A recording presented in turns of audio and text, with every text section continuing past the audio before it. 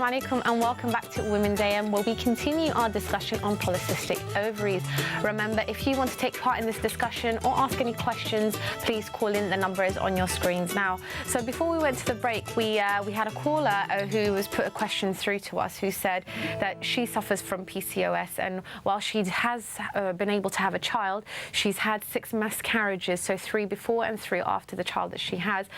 What can she do in terms of treatment to help her in her fertility so that she doesn't have to go through any more miscarriages? So firstly, I'm just going to disclaim I'm not a medical professional. So generally, the treatment would be need to work out really closely with a specialist fertility, maybe an endocrinologist with a speciality in fertility, because endocrinology is all about hormones and PCOS is all about hormones. But I think another misconception about the condition is that you're at a high risk of miscarriage, whereas that's actually proven to be linked with fertility treatments rather than the condition. I can't even imagine the horror of having 1 miscarriage, let alone 6. So I really feel for her, but I think the best thing to do would be to go and find a really good doctor that can work with her on her personal and to look for that support as well, to kind of, go through a grieving process as well. Also, and go online and find support groups. There are thousands of women with very similar stories and that have gone through, 10, 12 years of trying and still don't have a child. And that support that you can get online is just invaluable. And when it comes to treatment for the PCOS itself, what is there? What is available there? We've got the fire alarm going off. Yeah. What kind of treatment is there available for women who are suffering from PCOS? What can they do? What options are there? Yeah, so unfortunately there's no wonder medication, and it is definitely about looking at the individual symptom and treating that. So if your symptom is excess hair, then it might be managing your insulin levels, it might be lifestyle related, or it could be topical like laser or electrolysis or waxing and so on. If it's fertility, then there are things that can help you ovulate or to regulate your cycle and so on. So it is definitely on a symptom by symptom case, unfortunately. So it's something that you would have to specifically go and see your GP about. Maybe they can refer you to a specialist that actually work in giving you something that's specific to you, rather than sort of like a generic type of. Exactly. I think the one advice that's given to everybody is about lifestyle management. But definitely, if it's symptom by symptom, and your GP is the best person for that. Absolutely. I think in terms of managing the treatment, sometimes you can even make the treatment goal orientated. So, for example, if you have irregular periods, you can take the contraceptive pill, which may help regulate the period. So that way you'll have a clear menstrual cycle of what day you're expected to menstruate and what day you're expected to ovulate. So that may give some stability in that sense. For people who are who have fertility issues and want to get pregnant, you can take, for example, a medication that will help you. So clomiphene, for example, is first treatment recommended for women with polycystic ovaries in trying to get pregnant. So if your goal is to have a child, that may actually help you. Lifestyle changes as well. For example, exercising more in terms of not only just physical exercise, in terms of diet and eating. So all these things can be done together if you want to, or be goal orientated. But there isn't a cure, unfortunately, for it. So one of the most common treatments is the contraceptive pill, which not all women want to be on, whether they're trying to have a baby or they're not trying to have a baby. It's not necessarily right for everybody. But I think the important thing about that is if you're not having a cycle, there are other things that your doctor can prescribe to you to help you have a cycle or a bleed, because it's really important for women, actually, for the health of their endometrium, to actually make sure that they shed that every 3 to 4 months. Is it true that with polycystic ovaries, when it comes to around the time that you're having your menstrual cycle, that it's incredibly painful, more than what would be considered a normal sort of menstrual cycle? For some women, yes, and for others, no. I think if you've not had a cycle for a few months and then you have one, it might be extra painful because you've kind of got 2 build-ups to shed, but that's not the case necessarily for everyone. And what advice can we give to women women who have been diagnosed with PCOS? What can we say, if to anyone that's watching, this is what you can try to sort of help yourself through this condition? Learn as much as you can. Read, talk to people. Don't be embarrassed.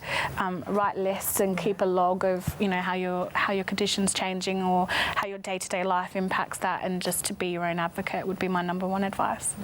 And in terms of, because we know whenever it comes to a topic that's to do, with the woman's body, her biology, people kind of shy away from that sort of topic. So what can we say to family members, friends, people in the community to actually be able to help them in terms of supporting women who are suffering with PCOS? Yeah, so just to be open and to listening, and to try not to judge. I mean, your partner or your loved one or your sister and so on are going through a really difficult thing, and educating yourself to help them through that is just invaluable. Is there sort of a stigma attached to it as well? Because a lot of, with certain topics surrounding health issues, you find that there are stigmas attached to it. Is it the same thing with PCOS? Do we find a stigma attached to this? I think, yes, there is a stigma attached to it, mainly for two reasons. Culture that comes into it, so particularly if you've been raised in a culture where even addressing not only just women's health issues, women's issues in general is kind of considered taboo or something we don't talk about. But also, another stigma is the misconceptions that are out there already, given that a person has none. So in order to do that, you need research needs to be done, community engagement both on an individual and collective level needs to be done, and also as well for people, particularly if it causes you depression, seeking that kind of spiritual or self-help counselling as well is really helpful, whether that's